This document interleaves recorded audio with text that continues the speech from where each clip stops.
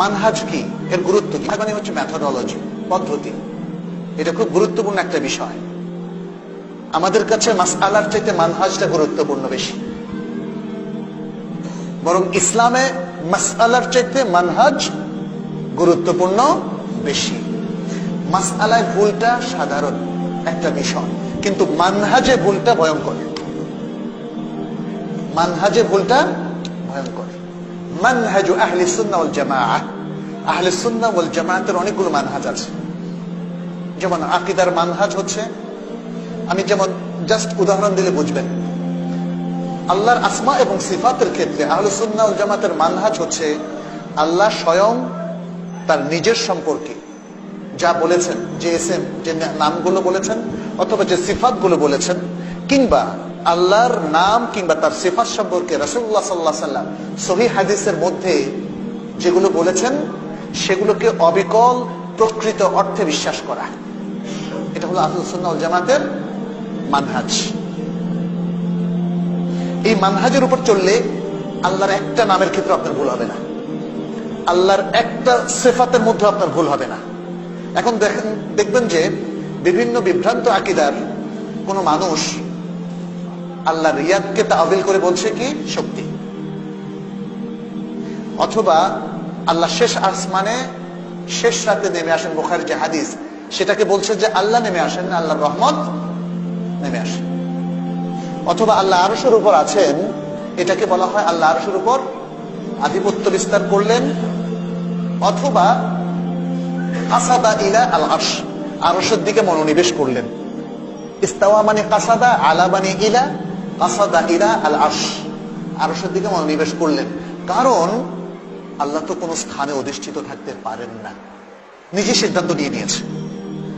যদিও কোরআনে ৭ আল্লাহ বলেছেন ইস্তাওয়া আলাল আরশ, আর রহমানু আলাল আরশ ইস্তাওয়া একবার, আর ৬ বার বলেছেন তুম্মা ইস্তাওয়া আলাল আরশ, তুম্মা ইস্তাওয়া আলাল আরশ। এরপরেও দেখা যাচ্ছে যে মানুষ বিভ্রান্ত হচ্ছে, কারণ তারা মানহাজ শেখেনি। মানহাজ না শেখার কারণে এক এক মাসআলায় এক এক রকম ফাতাওয়া দিচ্ছে।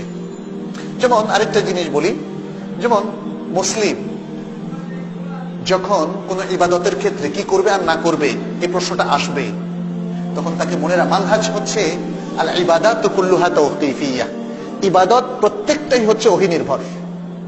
ইবাদত প্রত্যেকটা হচ্ছে ওহী নির্ভর। তার মানে হচ্ছে বানিয়ে বানিয়ে কোনো ইবাদত করা যাবে না। বানিয়ে বানিয়ে যদি কোনো ইবাদত করেন তাহলে কি হবে? ইন্না কুল্লা মুহদাসাতিন বিদআহ, কারণ তখন বানানো আমল হবে কি বিদআহ। ইন্না কুল্লা মুহদাসাতিন বিদআহ। কেউ যদি বলেন যে রাসূল সাল্লাল্লাহু আলাইহি ওয়াসাল্লামের জন্ম উপলক্ষে আমরা স্পেশাল কিছু নামাজ চালু করব, সালাত চালু করব, এটা কি রাসূল সাল্লাল্লাহু আলাইহি ওয়াসাল্লাম করেছেন? এই কথা বলার পরে আমরা চেক করব যে কোরআনের কোথাও এটা আছে কিনা, আবার চেক করব হাদিসের মধ্যে আছে কিনা, সাহাবায়ে কেরামের মাধ্যমে আমরা এটা পেয়েছি কিনা। যদি না পাই তাহলে বলবো বাবা বা ভাই ইন্না কুল্লা মুহদাসাতিন বিদআহ, আপনি যেটা নিয়ে এসেছেন এটা হলো মুহদাস। কি এটা? মুহদাস, এটা নতুন প্রচলন, নতুন আবিষ্কৃত উদ্ভাবিত একটা আমল। ওয়া কুল্লা মুহদাসাতিন বিদআহ, প্রত্যেক উদ্ভাবিত আমল হচ্ছে বিদআহ।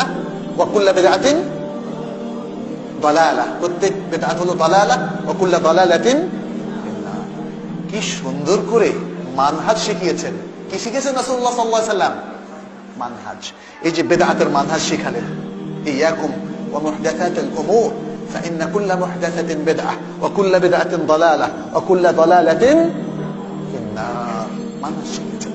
ম্যাক্সিমাম ক্ষেত্রে রাসূলুল্লাহ সাল্লাল্লাহু আলাইহি ওয়াসাল্লাম আমাদেরকে মানহাজ শিখিয়েছেন, আর পাশাপাশি মাসআলাও শিখিয়েছেন প্রচুর। মানহাজ শিখিয়েছেন কারণ পৃথিবীতে অগণিত কর্মকাণ্ড হবে, উদ্ভূত অনেক পরিস্থিতি হবে। মানহাজ শিখলে তার আলোকে সেই মাসআলাগুলোর সমাধান জানা যাবে। আর মাসআলার কিছু ফতোয়া দিলে অনেক মাসআলা আসবে যেগুলো সমাধান জানা যাবে না। এজন্য কোরআন এবং সুন্নাহর মধ্যে আপনি দেখবেন আল কাওয়াইদ আল কাসীরা জিদ্দান জিদ্দান জিদ্দান, কোরআন এবং সুন্নাহর মধ্যে অনেকগুলো কায়দা যেগুলো মানহাজেরই নামান্তর। অতএব আমাদেরকে ইসলামের মানহাজ আগে জানতে হবে। আমাদের সাহাবাই কেরামের মানহাজ জানতে হবে, রাসূলুল্লাহ সাল্লাল্লাহু আলাইহি ওয়াসাল্লামের মানহাজ জানতে হবে।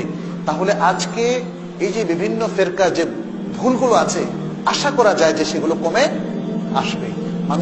মানুষ যদি মানহাজের পিছনে না ছুটে, ব্যক্তির পিছনে ছুটে, মাযহাবের পিছনে ছুটে এবং মাসআলার পিছনে ছুটে, তাহলে ফেরকাবন্দি বেড়ে যাবে। এটা ঐক্য থেকে আমাদেরকে সরিয়ে নিয়ে অনৈক্যের মধ্যে আবদ্ধ করবে, যেটা একটু আগে আমি বলেছিলাম।